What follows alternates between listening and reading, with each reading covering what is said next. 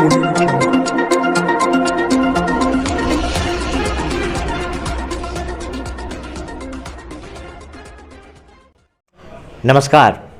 Asansol times में आपका स्वागत है। मैं बापी बनर्जी अपने सहयोगी बिरजीश इलाही अंसारी के साथ एक बार फिर से आपका स्वागत करते हैं।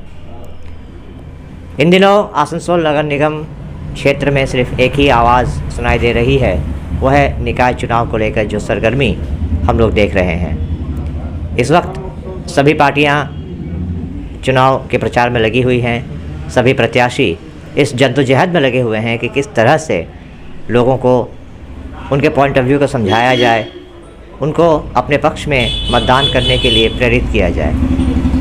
आसनसोल का 43 नंबर वार्ड भी इसका कोई अपवाद नहीं है।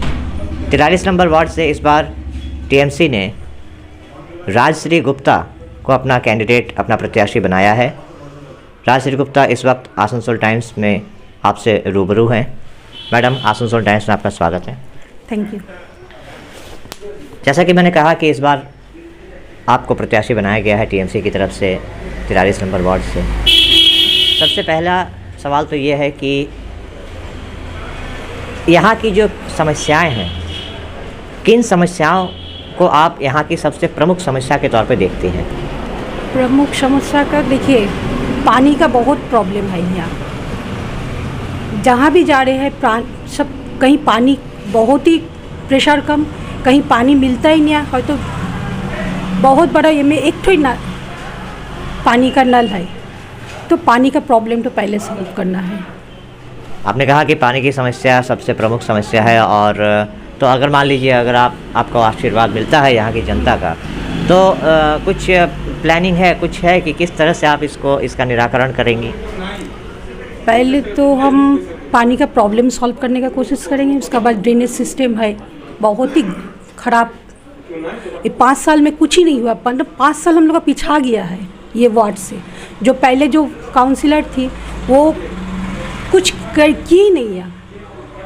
जो भी थ्रू हुआ है टीएमसी का। मतलब आपका कहना है कि इससे पहले जो यहाँ की पार्षद थी, उन्होंने यहाँ के क्षेत्र के विकास की तरफ कोई ध्यान नहीं दिया? ना, कोई ध्यान नहीं दिया। जस्ट क्या बोलेंगे, कुछ कैंडिडेट को लेके कुछ पार्टी मतलब लोकल जो अपना ये है उन लोग को तोसामुत किया है, कुछ पैसा देके, कुछ ये करके। जस्ट क्योंकि आज सुबह हम जब निकला, हम मंदिर में गया था, तो हम कुछ सब कोई हमको बहुत प्यार करता है यहाँ। तो देखते कुछ मतलब कुछ लोग कुछ हमसे पीछे हट रहा है। मतलब क्यों तुम लोग पीछे क्यों हट रहा, तुम लोग इतना हमको मानता है। तो बोला देखिए, वो 2 साल हमको देखी है। अभी कभी कभी लॉकडाउन में हमको कभी कभी पैसा दी है, 500,000 पॉकेट मनी दी है। हम किस मुंह से गद्दारी करें। तो सुबह तो टाइम था, तो हमको नहीं लगा जो सुबह फालतू बात करने का।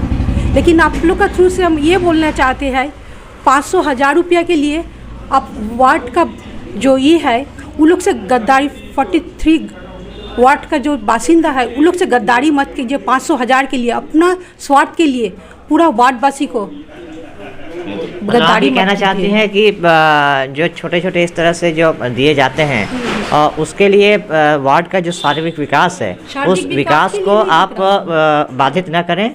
और आपका ये दावा है कि अगर आप चुनी जाती हैं, आपका ये दावा है कि अगर आप चुनी जाती हैं तो इस बार इस वार्ड का शारीरिक विकास होगा। कोई पार्टी के देख के नहीं, हर वार्डवासी होगा। मेरा आप अगर चुनी जाती हैं तो आप 43 नंबर वार्ड के सभी जो बाशिंदे हैं सभी के आप पार्षद बने, सबके लिए काम करूँगी। और आपने कहा ड्रेनेज सिस्टम, आपने कहा पानी की समस्या। इसके अलावा जब आप घूम रही हैं, प्रचार कर रही हैं, तो लोग का रिस्पांस किस तरह से मिल रहा है आपको? देखिए दीदी, जो काम की है, इतना काम की है, प्लस दादा का थ्रू से हम लोग का जो मंत्री जी है उसका थ्रू से हम लोग को इतना मदद मिला है। सब कोई मतलब इतना खुश है, बोलता है कभी भी ये वार्ड को हम लोग दूसरा पार्टी का नहीं देंगे। ये वार्ड हम लोग का है, हम लोग का ही रहेगा। दीदी का संग गद्दारी हम लोग कभी नहीं कर सकते। तो कितना आश्वस्त हैं आप कि हाँ इस बार आपको, क्योंकि पिछली बार जो है यहाँ पे नतीजे टीएमसी के पक्ष में उतने अच्छे नहीं आए थे, तो इस बार आप कितने आश्वस्त हैं कि लोगों का रुझान आपकी तरफ आएगा और पिछली बार जो नहीं हो पाया था इस बार होगा? दीदी का जो स्कीम है, हर घर में इतना मतलब सब खुश है स्कीम से, और पार्टी का थ्रू से भी इतना काम किया गया हुआ है जो सब कोई खुश है। सबको बोला और हम लोग किसी को नहीं देंगे तो हम लोग दीदी को ही देंगे, और दीदी से हम लोग कभी गद्दारी नहीं कर सकते हैं, इसीलिए हमको ज़्यादा उम्मीद है। चलिए, अब तक हम बात कर रहे थे 43 नंबर वार्ड से जो टीएमसी के प्रत्याशी हैं राजश्री गुप्ता जी से। जैसा कि आप देख सकते हैं कि उनके साथ उनके पति शंभू गुप्ता जी भी हैं, जो ख़ुद भी एक बहुत ही वरिष्ठ टीएमसी कार्यकर्ता नेता हैं और इस वार्ड के वो प्रेसिडेंट भी हैं। तो हम उनसे भी जानना चाहेंगे कि चूँकि प्रचार में ये भी राजश्री जी के साथ हर जगह घूम रहे हैं, लोगों का रिस्पांस इनको भी मिल रहा है, तो हम इनके विचार जानना चाहेंगे कि इनको क्या लग रहा है कि इस बार टीएमसी की संभावना कितनी है। टीएमसी की संभावना इस बार 43 नंबर वार्ड से कितनी है? कोई ओपोजिशन नहीं, 100%। इतना दावा जो आप कर रहे हैं, ये इस दावे के पीछे क्या वजह है? हम देखिए, हमारा 40 साल से हम इलेक्शन मतलब पॉलिटिक्स कर रहे हैं, और 40 साल से हम बहुत इलेक्शन को पार किया है, कभी एमएलए, कभी एमपी, कभी म्यूनसिपैलिटी, कभी कॉरपोरेशन। ये एक एक्सपीरियंस है, पॉलिटिकल एक्सपीरियंस, जो हम बेसिक लेवल से काम करते हुए आ रहे हैं। हमारा पॉलिटिकल अभी लाइफ हो गया 40 इयर्स। और सेकेंड वन है कि हम खुद 1988 में सीपीएम के खिलाफ हम इलेक्शन में कॉन्टेस्ट भी किए। उस वक्त कॉन्टेस्ट किए थे जब कांग्रेस का कैंडिडेट खोजने से नहीं मिलता था। उस टाइम सीपीएम का बहुत ज़्यादा टेररिज्म था, कांग्रेस का नाम लेने वाला के घर में बम गोली चलता था, इंदिरा गांधी का नाम लेने वाला लड़के लोगों का घर में बम गोली चलता था सीपीएम का ज़माना में। तो 1988 साल में हम खड़े हुए थे और बहुत अच्छा कॉन्टेस्ट किया था।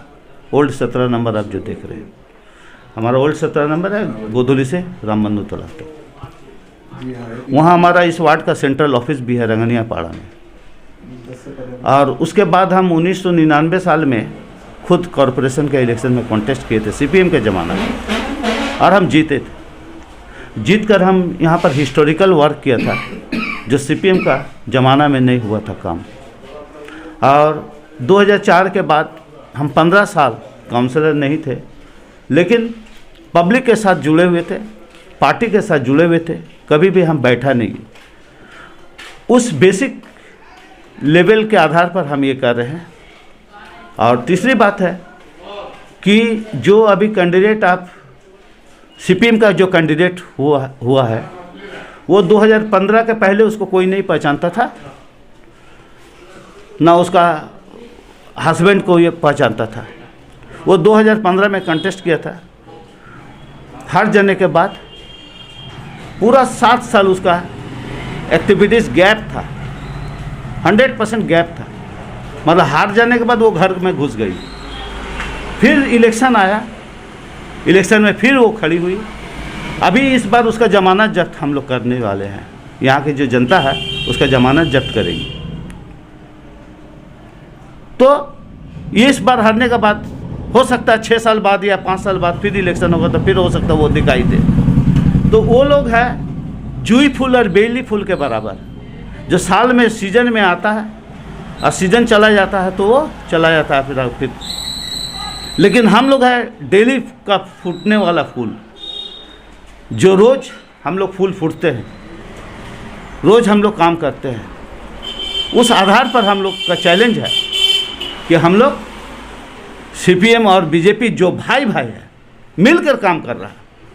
जहाँ सीपीएम का वाल है, बीजेपी जहाँ सीपीएम है, जहाँ टीएमसी का वाल किया हुआ है, उसको पोंछ कर वो लोग सीपीएम लिख दे रहा है, और वही सीपीएम फिर दीवार में बीजेपी लिख दे रहा है एक तरफ, और दूसरी तरफ सीपीएम लिख दे रहा है। लेकिन ऐसा ही आरोप तो माकपा वाले या वामफ्रंट वाले या कांग्रेस वाले टीएमसी पे लगाते हैं कि बंगाल में भाजपा को लाने वाले आप लोग हैं। हाँ, इसका उदाहरण भी आपको मिल जाएगा कि एक समय ज्योति बसु भी अटल बिहारी वाजपेयी से लेकर आडवाणी जी को लेकर वो लोग कलकत्ता का ब्रिगेड में मीटिंग भी किया था ज्योति बसु के नेतृत्व में।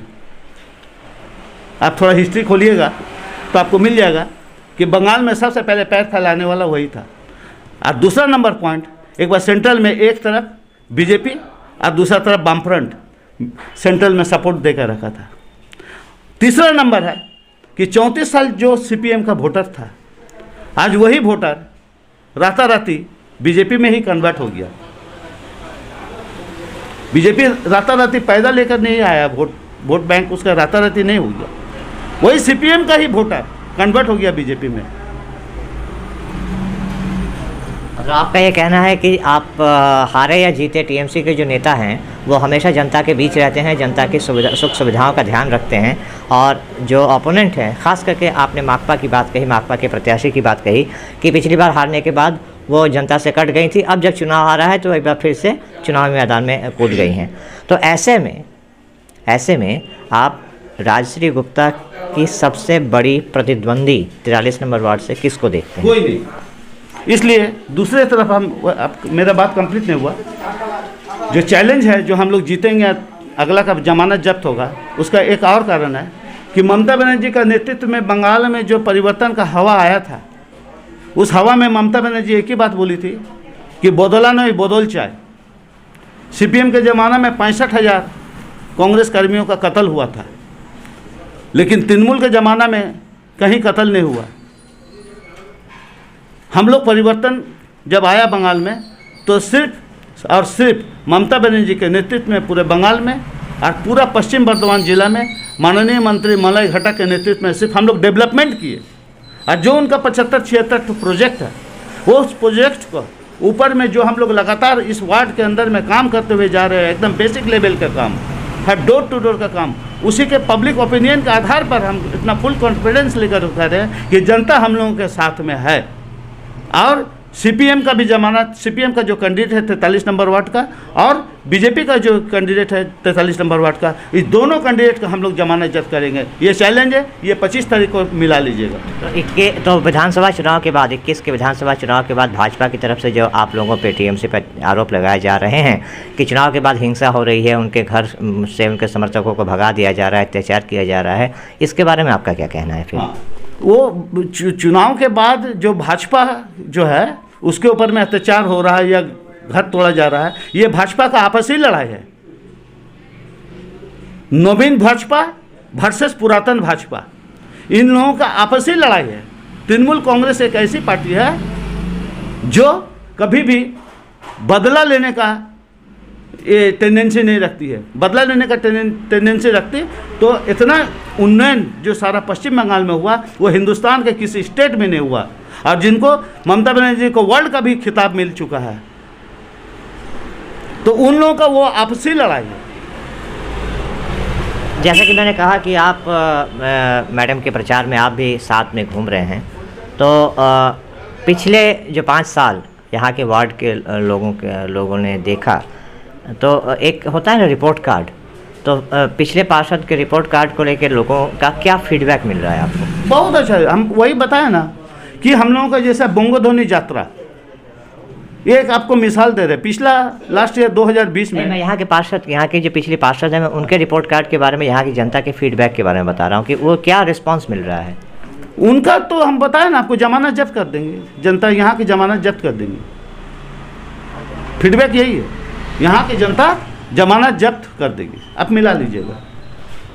अभी कोरोना का काल चल रहा है, कोरोना के काल में जिस तरह से कुछ पाबंदियां लगाई गई हैं, तो इन पाबंदियों को मद्देनज़र रखते हुए चुनाव प्रचार करना कितना आसान है या कितना मुश्किल है? नहीं, हमको लगता है आसानी है। सबको सोशल डिस्टेंस हम लोग मेंटेन कर रहे हैं, जितना हो सके कम आदमी हम लोग लेके निकल रहे हैं प्रचार में। ज़्यादा भीड़ दिखा के कोई फ़ायदा नहीं है, जितना हो सके काम करो, आदमी को समझाओ। इतना 5 साल में इतना दीदी का इतना स्कीम है, उन लोग हम लोग घर घर पहुंचाया है, उसका बारे में हम लोग बोले तुम लोग को इतना फ़ायदा मिला तभी तुम लोग धर्म को लेकर राजनीति मत करो। आओ पहले जैसे हम लोग भाईचारा बना के रखें, शांति रखें और आगे उन्नति का दिख में हम लोग आगे बढ़े। और दूसरी बात है कि जो कोरोना काल में हम लोगों का जो अभी कोविड का जो सिस्टम है, उस सिस्टम को हम लोग फॉलो करते हुए हम लोग काम कर रहे हैं। ये थे 43 नंबर वार्ड की पार्षद राजश्री गुप्ता और उनके पति शंभू गुप्ता जी। इनका दावा है, विश्वास नहीं है, इनका दावा है कि आने वाले चुनाव में इनके जो प्रतिपक्ष में हैं इनकी ज़मानत ज़ब्त हो जाएगी, यहाँ की जनता इनकी ज़मानत ज़ब्त कर लेगी और इस बार 43 नंबर वार्ड से एक नया इतिहास रचा जाएगा और इस बार 43 नंबर वार्ड से टीएमसी की जीत पक्की है, सुनिश्चित है। खैर, इनके दावे में कितनी सच्चाई है ये तो नतीजे के दिन ही हम लोगों को पता चलेगा, लेकिन आप दोनों को धन्यवाद। आसनसोल टाइम्स से आप लोग जुड़े और आने वाले चुनाव के लिए आपको शुभकामनाएं।